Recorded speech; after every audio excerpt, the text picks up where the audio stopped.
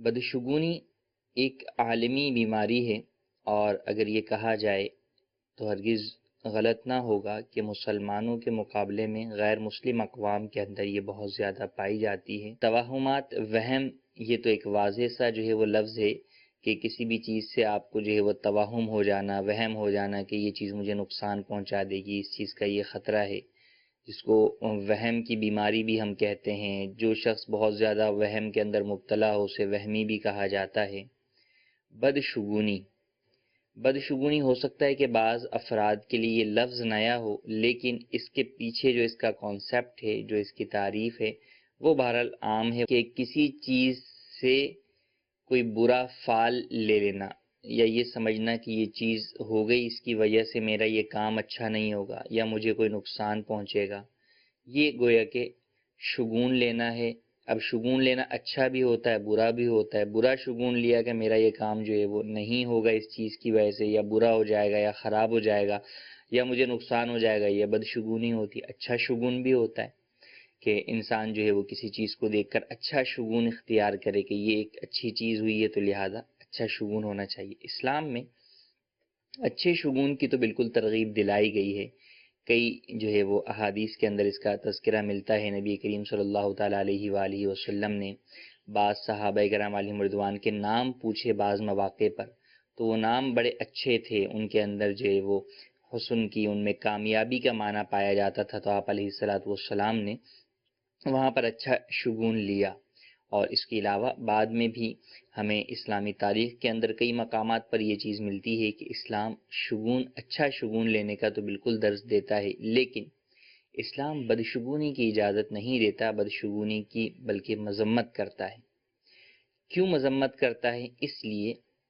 کہ بدشگونی در حقیقت انسان کے اپنے رب پر، اپنے مالک عز و جل پر توکل کے منافی ہے۔ اللہ تبارک و تعالیٰ پر انسان بھروسہ کر کے کوئی کام کرتا ہے، اسباب دنیا تو اختیار کرتا ہے، اچھی چیزوں کو اختیار کرنے کی کوشش کرتا ہے، بری چیزوں سے بچنے کی کوشش کرتا ہے، لیکن اس کا بھروسہ اپنے رب کی ذات پر ہوتا ہے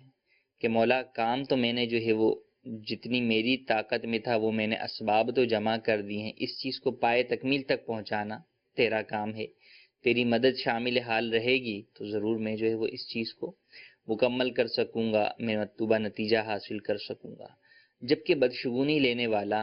اس کام میں رب عز و جل پر توکل کرنے کے بجائے، بھروسہ کرنے کے بجائے اس ایک بری چیز کو لے کر بیٹھ جاتا ہے، اور بسا اوقات تو کام کے اسباب میں ہی جو ہے وہ اس بری چیز کی وجہ سے کوتاہی برتتا ہے کہ اب پتہ چل گیا کہ یہ ایک واقعہ ہو گیا، تو اب جس جلدی کے ساتھ، تندہی کے ساتھ، اور جس جو ہے وہ توجہ کے ساتھ وہ کام کرنے جا رہا تھا، وہ اس کے اندر وہ ڈاؤن ہو جاتا ہے۔ اور اگر اس میں ڈاؤن نہ بھی ہو، وہ سارے کام کر لیے، تو اب بھی اس کا بھروسہ رب کی ذات پر جو ہے وہ کم ہو جاتا ہے، زیادہ تر اس کا دماغ بار بار جو ہے وہ اس چیز کی طرف جا رہا ہوتا ہے۔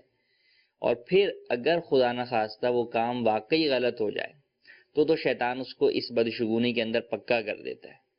کہ دیکھا یہ کام تمہارا غلط ہوا کیونکہ وہ والا واقعہ ہوا تھا، وہ معاملہ ہوا تھا،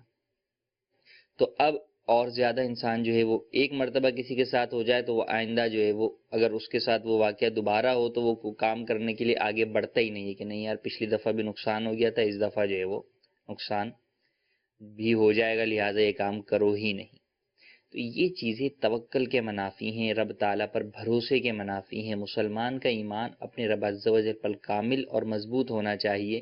اللہ پر توکل ہونا چاہیے کہ اللہ تبارک و تعالیٰ تمام اسباب کو پیدا کرنے والا ہے۔ اسباب سے کام تو ہوتے ہیں لیکن وہ مسبب الاسباب تو ہے، اسباب پیدا کرنے والے، لیکن اسباب کا رب محتاج نہیں، ہم محتاج ہیں۔ اللہ چاہے تو بغیر اسباب کے بھی وہ چیز جو ہے وہ ہو جائے۔ تو ہمیں اللہ تبارک و تعالیٰ پر بھروسہ رکھنا چاہیے، اللہ تبارک و تعالیٰ پر اپنا توکل، اعتماد مضبوط رکھنا چاہیے کہ ہم جس رب کے ماننے والے ہیں انشاءاللہ اس کی بارگاہ کے اندر ہم نے دعا کی ہے تو بالکل ہو جائے گا۔ اچھا، اس کی عام مثالیں بھی جو ہے وہ کافی اگر آپ دیکھنا چاہیں تو ہماری اپنی بھی جو ہے وہ دنیا کے اندر بالکل جو ہے وہ نظر آتی ہیں کہ اگر آپ جو ہے وہ کوئی کام کرنے کے لیے کسی کے پاس جو ہے وہ جا رہے ہیں کوئی ایک شخص آپ کو منع کرتا ہے کہ نہیں یار یہ تمہارا کام نہیں ہوگا، اور آپ جس کے پاس کام کے لیے جا رہے ہیں آپ کے اس سے بڑے اچھے تعلقات ہیں، تو اب آپ کہتے ہیں بھائی رہنے دو، میں جانتا ہوں میری اس سے بڑی اچھی سلام دعا ہے، میری دوستی یاری ہے، ہو جائے گا کام، کوئی مسئلہ نہیں ہے۔ یہاں پر آپ کو اپنے اس دوست پر اتنا اعتماد ہوتا ہے کہ آپ درمیان میں آنے والے ہرڈلز کو یا جو روکنے والے لوگ ہوتے ہیں ان کو آپ کہتے ہیں سائڈ ہو جاؤ، میرا ہے نا جاننے والا فرد ہے، میرا بھروسہ ہے، میرا دوست ہے، بالکل ہو جائے گا کام، کوئی مسئلہ ہی نہیں۔ تو جب دنیا کے اندر ہمیں کسی ایک فرد پہ اتنا بھروسہ ہوتا ہے، ارے تو پھر مسلمان ہو کر اپنے رب کے اوپر بھروسے میں کمی کیوں ہے؟ اگر مسلمان ہو کر میں کوئی کام کرنے کے لیے جا رہا ہوں، میرا اپنے رب پر بھروسہ ہے، رب کی بارگاہ کے اندر میں نے دعا کی ہے، اب راستے میں اگر کالی بلی آ جاتی ہے تو کالی بلی میرا کیا بگاڑ لے گی میرے رب کے سامنے؟ تو وہاں بھی ہمیں اس کو یوں ہی ہٹا دینا چاہیے سائڈ میں کہ بھائی ہٹ جاؤ، تیرا کا ہندسہ آ جائے تو اسے بھی مجھے یہی ہٹا دینا چاہیے کہ بھائی ہٹ جاؤ، میں مسلمان ہوں، میرا تو اپنے رب پر بھروسہ ہے، تمہارا بیچ میں کیا تعلق؟ میں تو اپنے رب تعالیٰ کی بارگاہ میں جو ہے وہ حاضر ہو رہا ہوں، رب سے دعا مانگ رہا ہوں، مدد اس سے مانگ رہا ہوں، تم چیز کیا ہو کہ تم جو ہے وہ رب کے کام کے کرنے کے بیچ میں رکاوٹ بن سکو میرے لیے؟ اب پھر اگر خدا نہ خواستہ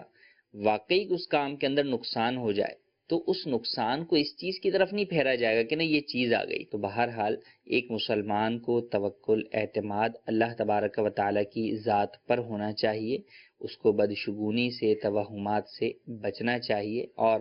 کئی چیزیں اس طرح کی ہیں، مہینوں کو منحوس جانتے ہیں۔ نبی کریم صلی اللہ تعالیٰ علیہ وآلہ وسلم کے مبارک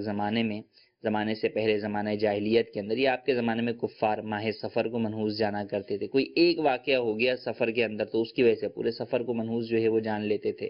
اچھا ہمارے ہاں تو اب شوال میں عید الفطر کے بعد شادیاں ہوتی ہیں، لیکن عرب کے اندر جو ہے وہ شوال میں شادی نہیں کرتے تھے، کہ وہاں بھی شوال کے اندر جو ہے وہ کبھی کسی کی شادی ہوئی تھی تو وہ میاں بیوی جو ہے وہ کسی جنگ کی وجہ سے مر گئے تھے، تو جناب اس کے بعد سے شوال میں شادی کو منحوس سمجھ لیا گیا۔ تو یوں کبھی کسی جگہ کوئی واقعہ آتا ہے تو وہ علاقہ یا وہ برادری یا وہ خطہ یا وہ خاندان اس چیز کو اپنے حق میں برا سمجھ لیتا ہے، حالانکہ جو اصل برائی ہے، جو اصل نحوست ہے وہ کیا ہے؟ وہ تو انسان کے اپنے گناہ ہیں، ان کی طرف توجہ ہی نہیں دیتا۔ یعنی آج تک ایسی بدشگونی نظر میں نہیں آئی، سامنے نہیں آئی ہمارے، کہ جس میں لوگوں نے گناہ سے جو ہے وہ بدشگونی لی، حالانکہ اصل جو نحوست ہے جس کی وجہ سے ڈرنا چاہیے وہ گناہ سے ہے۔ کیوں؟ وہ اس وجہ سے کہ بھئی رب کی نافرمانی ہے، جس رب سے میں پر توکل کر کے اس سے مانگ رہا ہوں وہ چیز، تو رب عز و جل کی ایک طرف نافرمانی کروں گا تو وہ کیسے جو ہے وہ رب تعالیٰ مجھ سے راضی ہوگا؟ تو بہرحال جو حقیقت ہے، جو اصل ہے وہ ہے کہ انسان گناہوں سے باز آئے، ورنہ گناہوں کی نحوست ہوتی ہے جو کہ انسان کو بہت ساری آفات و بلیات میں مبتلا کر دیتی۔